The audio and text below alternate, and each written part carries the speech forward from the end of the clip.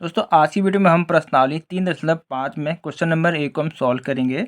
तो question number 1 में हमसे बोलता है निम्नलिखित समीकरण के युग्मों में से किसका एक अद्वितीय हल है, किसका कोई हल नहीं है या किसके अपमित रूप से अनेक हल हैं। अद्वितीय हल की स्थिति में उसे वज्र गुणन विधि से ज्ञात कीजिए। दोस्तों हमको क्वेश्चन नंबर 1 के अंदर कुछ क्वेश्चन पूछे गए हैं। हमको सबसे पहले ये पता करना है कि इन रेखीय समीकरण का हल है या नहीं है या अनेक रूप से अनेक हल है। अगर इन रेखीय समीकरण का हल है तो हमें उसे वज्र गुणन विधि से ज्ञात करना है। तो चलिए हम सबसे पहले क्वेश्चन नंबर 1 को सॉल्व करते हैं। तो पहला हमारा है, हमको रेखीय समीकरण दिया है x minus 3y minus 3 equal to 0। इसको हम समीकरण 1 मान लेते हैं। आगे हमको दिया है 3x माइनस 9y माइनस का 2 इक्वल टू 0। इसको हम समीकरण 2 मान लेते हैं। तो सबसे पहले हमको पता करना है कि इस रेखीय समीकरण का हल होगा या नहीं होगा। अगर हल होगा तो हम इसको आगे सॉल्व करके, नहीं तो छोड़ देंगे। तो कैसे पता करेंगे, तो सबसे पहले हमको a1 b1 c1 के मान हमको मिलेंगे। समीकरण 1 से हमको a1 का मान मिल जाएगा 1, b1 का मान हमारा माइनस का 3, c1 का मान हमारा है माइनस का 3। उसी तरीके से समीकरण 2 से हमको मिल जाएगा a2 का मान 3, b2 का मान माइनस का 9 और c2 का मान माइनस का 2। अब हम पता करते हैं कि इस रेखीय समीकरण का हल है या नहीं है। अगर आपको पता नहीं है कि कैसे पता करते हैं कि किसी भी रेखीय समीकरण का हल हो गया या नहीं, उस पर मैंने ऑलरेडी डिटेल में वीडियो बनाई है, लिंक आपको डिस्क्रिप्शन में मिल जाएगा। उस वीडियो को आपको देखना है ताकि आपको समझ में आ जाए कि किस प्रकार के रेखीय समीकरण का हल होता है और किसका नहीं होता है। तो अब हम देखेंगे a1/a2 का मान हमारा क्या है 1/3, b1/b2 का हमारा मान है माइनस का 3 बट्टे माइनस का 9। माइनस से माइनस कट जाएगा, 3 एकम 3, 3 3 9। तो b1/b2 का मान हमारा 1/3 और c1/c2 का मान जो हमारा आया है माइनस का 3 बट्टे माइनस का 2। तो माइनस से माइनस कट जाएगा। तो अब हम देखते हैं कि इनके मान समान हैं। तो a1/a2 का मान है 1/3 बराबर b1/b2 का मान है 1/3 और c1/c2 का मान है 3/2। चूँकि दोस्तों हमको अभी साफ पता चल रहा है कि a1/a2 का मान है b1/b2 के, लेकिन b1/b2 का मान बराबर नहीं है c1/c2 के। तो इस प्रकार के जो भी रेखीय समीकरण होते हैं उनका दोस्तों कोई हल नहीं होता है। दोस्तों इस रेखीय समीकरण का हमारा कोई हल नहीं है। ठीक है, तो हम नेक्स्ट क्वेश्चन को देखते हैं। नेक्स्ट हमारा क्वेश्चन है, हमको रेखीय समीकरण दिया है 2x plus Y equal to 5। तो तुम क्या करेंगे, इस 5 को हम बराबर के इस तरफ लेकर के जाएंगे। तो 2x प्लस वाई माइनस का 5 इक्वल टू 0। इसको हम समीकरण 1 मान लेते हैं। अगला हमको रेखीय समीकरण दिया है 3x plus 2y equal to 8। इसमें भी 8 को हम बराबर के स्तर लेकर के जाएंगे। तो 3x प्लस 2y माइनस का 8 इक्वल टू 0। इसको हम समीकरण 2 मान लेते हैं। तो सबसे पहले हम पता करेंगे कि इस रेखीय समीकरण का कोई हल है भी या नहीं। अगर हल होगा तो हम आगे सॉल्व करेंगे। तो समीकरण 1 से हमको a1 का मान मिलेगा 2, b1 का मान मिलेगा 1, c1 का मान मिलेगा माइनस का 5। उसी तरीके से समीकरण 2 से मिलेगा a2 का मान 3, b2 का मान 2 और c2 का मान माइनस का 8।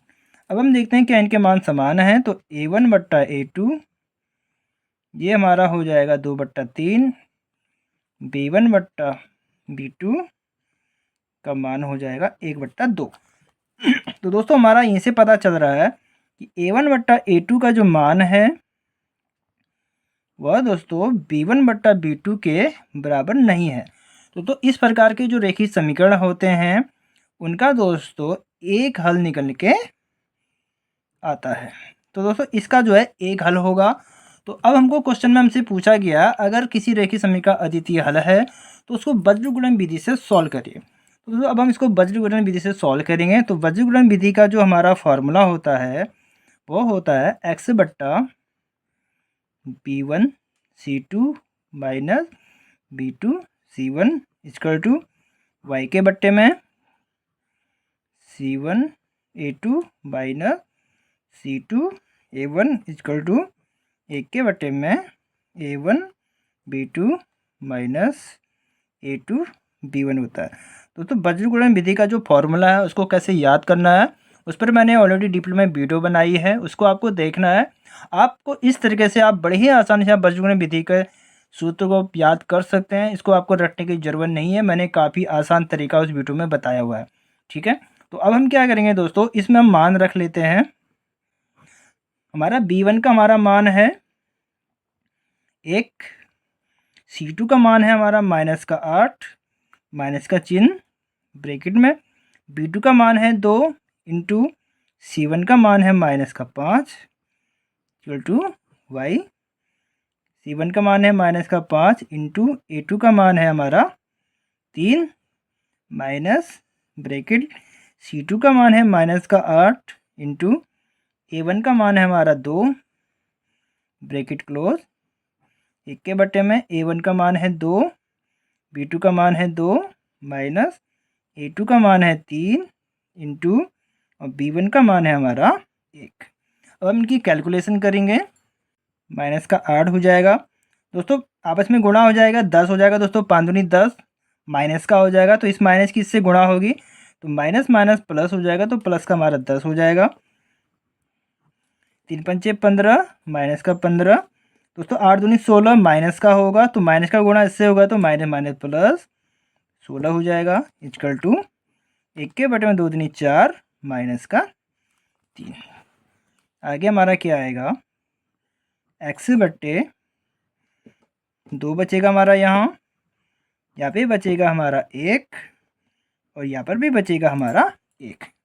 दोस्तों ऐसी सिचुएशन में क्या करेंगे, हम एक बार x/2 बराबर 1/1 लेंगे और 1/y/1 बराबर 1/2 लेंगे। तो सबसे पहले हम x का मान निकालते हैं, तो x/2 equal to 1/1 cross multiply करेंगे तो x इक्वल टू ये हमारा यह 2। अब हमको y का मान निकालना है तो y/1 बराबर 1/1। तो इस तरीके से y का जो हमारा मान आ गया है वह दोस्तों 1 निकल के आया है। तो इस तरीके से इस क्वेश्चन को हमने सॉल्व कर लिया है। अब हम नेक्स्ट क्वेश्चन को देखते हैं। अगला जो हमारा थर्ड क्वेश्चन है उसमें हमारा रेखीय समीकरण दिया है 3x - 5y इक्वल टू 20। इसको हम कर लेते हैं 3x - 5y माइनस का 20 इक्वल टू 0, समीकरण 1। आगे हमको दिया है दूसरा रेखीय समीकरण 6x - 10y इक्वल टू 40, तो 6x - 10y माइनस का 40 इक्वल टू 0, समीकरण नंबर 2। अब हम यहाँ से पहले इसको पता करते हैं कि इस रेखीय समीकरण का कोई हल है या नहीं है। तो हम यहाँ से पहले a1 का मान निकालेंगे 3, b1 का -5, c1 का -20, a2 का 6। तो इस तरीके से हमको मान मिल चुके हैं। अब हम देखते हैं इनके मान के आपस में बराबर हैं। तो a1/a2 का मान है हमारा 3/6, तो ये हमारा आया 1/2। b1/b2 का मान है माइनस का 5 माइनस का 10, माइनस से माइनस कट जाएगा, 5 ही कम 5, 5 दूनी 10, 1/2। और हमारा c1/c2 का जो हमारा मान है माइनस से माइनस कट जाएगा, एक बार कटेगा और ये कट जाएगा 2 बार। तो अब क्या हमारे इनके मान आपस में बराबर हैं, तो अब हम देखते हैं। तो a1/a2 का मान है 1/2, b1/b2 का मान भी हमारा 1/2 और c1/c2 का भी मान है हमारा 1/2। तो ऐसी सिचुएशन है दोस्तों जो हमारे रेखीय समीकरण होते हैं। इस प्रकार के रेखीय समीकरण के हमारे अनेक हल निकल के आते हैं।